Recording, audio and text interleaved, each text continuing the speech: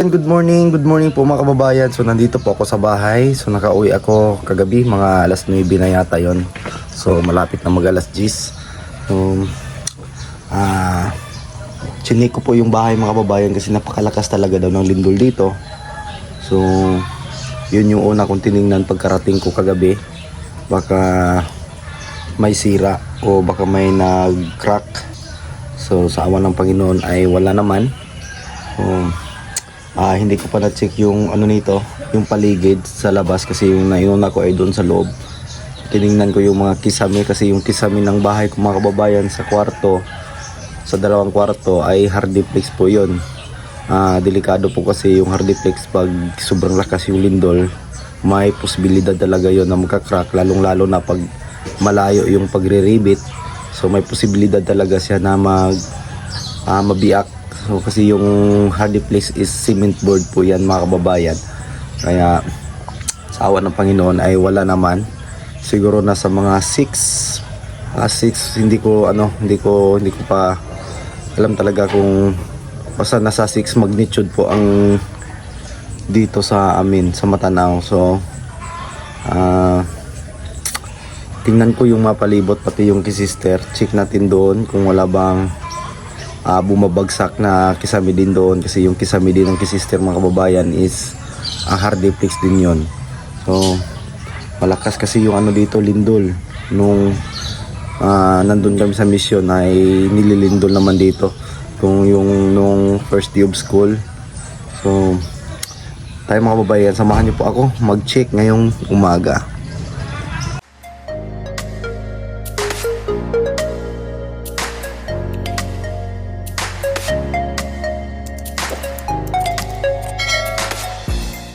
Muna tayo sa pinakaharapan. So ayan, so wala naman. So yung simento ay walang biak. So dito sa gilid. So ayan, tignan niyo muna tong mga gulay namin. So dito sa gilid ay wala naman din. So ayan. So matibay talaga mga kababayan pag nakahap lang kasi hindi masyadong mabigat yung bahay. So sumasayaw-sayaw lang po ito pag lumilindol. Hindi katulad talaga ng full concrete. Kung mahina talaga yung pundasyon ng full concrete mga kabayan ay talagang masisira talaga yon. So buti naman at naka-half tayo, half concrete at half metal cladding.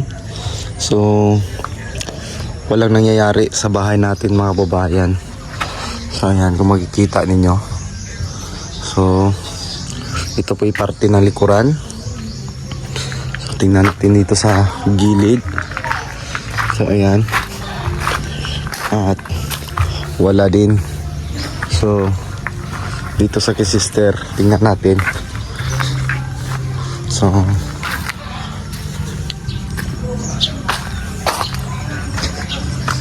so ayan. Musta ang linog? Walay naon sa imong balay? Wala naon sa imong balay, te? Wala daw. Ang kisame wala nang tagak. Wala, okay na kayo. Oo. Kusog kayo ba kay linog? Dali, okay na kayo. So wala daw nangyari dito. Pati sa kisister walang nasira na bahay. Walang nasira dito sa bahay nila. Kasi hardiplex din yung kisame nito. Baka mabiak. Kasi napakalakas ng linog. Pilagi ka magnitsod rite? 6 kapin? 6 ba? 0.9. Ang satua? Oh, dili ko kuan Ang Epic Center. Sa kuan. 9.7 siguro. Mabuti talaga at walang nangyari. So yan. Pasok tayo dito sa groceryhan ng kisister. So yan. So walang, kasi yung kisame din dito mga babayan sa loob nila ay ano din, hardiplex. So walang nasira. Mabuti at walang nasira sa kanilang bahay. So yan. Yan po yung mga tinda nila. So ito po yung materialis na gagamitin nila para sa kanilang tindahan pero hindi pa nagawa. So gagawin yan pag may mga ano na, may mga bakante na. So ayan, may extension na dito. Check natin. So hoy! So ayan, walang nasira, walang nalaglag. Ayan. Okay pa yung kisame. Kasi yung kisame dito, hardiplex din po ito. So walang nalaglag. Ayan. So mabuti at walang nasira sa lindol. Ayan. So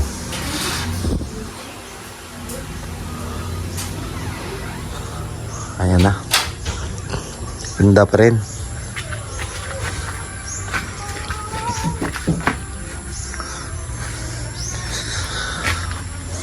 Pati hadlo ka ni mo te, paglinog. Wala, dito ko sa buwan. Eskwelahan, nagpa-enroll ko sa mga bata. Dinaganay mo. Ha? Dinaganay magmayo rito. Wala na ko ang mga bata. Sugar o to, no? Dagang kain na nga. Dito, Napuyap pa, nang hilak. Ako mga sako, kaya ako naman dagi briefing. dito man may sakwan na to, dito man may sa kaning agusa na to. Agusa, no? Mugi pag plug ceremony gyud. Gani. Mugi pag plug ceremony, tiyang anak naman. Pero hinay ra dito, dili kay kusog. Pag ng kuan, namuog kuan ka na, kanta na sila sa kanta sa kuan. Kanang Davao del Sur. Dito namin sa mga room. Dahil ako nag ni Pauli na ko, kay human naman ako sila gipaluna. Di pa mi sa gate sa eskwelahan. Sus kay na kuan og ang linog te og na hitabo nga ting sulod na sa mga estudyante. Tinguyan, no? Katong sa Matanaw. Aba mga tong ting kuan na ting ina ba sa mga kuan daghan gyud siguro kay mga matay no. Gani. Naggani kay kay dito gina sa kuan. Second floor man na sila kay grade 11 o grade 12. dire sa nasyonal. Oo. San panaong-naong nila, nang naong din sila ko. Kaya mo ka rato ka nang rato lang na. Nang sama ditong ubang mga bata ito sa eskwelahan sa nasyonal. Rato dito kay sa kahadlok to. Hilak sila. Ay te. Mauli ko gabi oy. Abi ay. Ikan mi kuan. Ikaw na po. Kami tanan. Abi ay. Mauli mi ikan mi kagusan. Sa nangatag. Okay, nagtulog-tulog ka, no? Hatag sila ko ang mga Hatag mi mga school supply. supply. Hinay raman dito, anak-anak raman dito. Iguro man anak ang kuan. Hinay ready. Ay, dili kusog oy. Pero Dili kay- na 9.7. Wala rin 9 ay. Murag 6 ra kapin dira to ate. 6.7. 6.5. Ang sito. Ang jinsan mo ay Kuman to siguro. 7 man ang ginsan. 7 ka dito man ang 7 ang ginsan ang. 7 ra ti ay. Ay. 7 ra. Sabi mo rin na, 9 wala na yung mabili na na. Nabasahan ako diri. na, ginuko ka ka. Ay, dali bang ito? Murag 7 ra sa 7 ra kapin ang kuan. Daghang kay mga kuan Center. mga kuan. Ang looy kayo ang katong sa kuan sa Jose Abad Santos. Sarangani. Jose Abad Santos sa Occidental ba katong sa tunga barangay Balatunan ang sa tunga barangay oy katong patigindaganan dami nga balay. Oh. Sa Occidental. Sa ganito nga kuan ay. Sa ganito nga barangay ay. Adi ay. Naganilag na rabi sa balay ay nanguwangi sila no, namakwit sila sa bukid kay kuan daw ang dagat ni Hunas nga dili ting Hunas. Ubas. Dayo kayo og kuan ba kanang sinana? Dayo kayo gi adto ng tubig. Kadlo ka tay sure kuan nyo ba surtihon pug ko ba kay kung maglinog di wala ko. Ambot si Jinisa. Hadlok na kasi ay ratul-ratul daw siya. Wag siya. Ito dahil siya. Wala daw siya badagma. Magani si John Reed kay kuan. Kalinog-linog ka na ka, kung naglinog. Kung mas kusog ito sa una natin no. Kusog-kusog. Tungagin tuig. Eh, katong December yun, katong natumba mi ni Rapi, maglilog ko katuga. Sa itong tuiga gani or wala December 15. pero huma naman to pandemic no. Oh, natumba mi. Mga 2022 siguro to. Sinawilan. Grabe kusuga gito. Panikuan ko, race back. Ayun lang sa. So, ito sa kote ay. Sige, Ayan. salamat ko. Walang ano po dito. Okay. Walang nasira. Okay ra. Tayo. So, grabe kasi yung lindol. Kala ko may mga nasira dito. So, mabuti kasi yung ito pong kay sister mga kababayan. Napakalaki po ng mga poste nito. Concrete po yung poste dito. Pero nakahaplang po siya. Pero yung poste niya, yung columns ay concrete cement. So, Mabuti at walang nangyayari. Yan, uwi na ako kasi pupunta po ako ngayon ng Digo City para mag trabaho ulit. Yan. So, dito sa bahay wala din kasi mag-ano lang kasi kami ng sister dito. So mabuti at walang nangyayari dito sa amin habang wala ako dito kasi napakalakas talaga daw ng lindol. Biruin mo na sa mga 6 point something magnitude. Grabe, napakalakas na nun mga kababayan, pero matibay talaga. So yun mga kababayan, so nakita nyo po yung sitwasyon, nakita nyo po yung bahay ko, bahay ng sister. So wala pong nasira, yung mga kisame na hardiplex, kahit hardiplex po yun ay hindi nabiyak. So napakalakas ng lindol dito, nasa mga 6 something, basta lagpas ng 6 magnitude. So mabuti sa awa ng Panginoon, walang nangyayari dito sa mga bahay namin. So pati dito sa bahay ko wala pong nasisira. Kasi yung hardiplex talaga mga babayan, kung malayo talaga yung pagre-rivet mo dyan, may posibilidad talaga yan na pag natamaan ng malakas na lindol ay bibiak talaga yan at magbagsakan talaga yan. Pero dito sa bahay ko wala pong nangyari, pati doon sa sister, tiningnan ko po yung kisame nila. So wala po, hindi po nalaglag, wala pong nabiak na gawa ng sa lindol. So salamat pa rin sa Panginoon kahit paano niligtas po niya yung bahay namin. So thank you po sa ating Panginoon.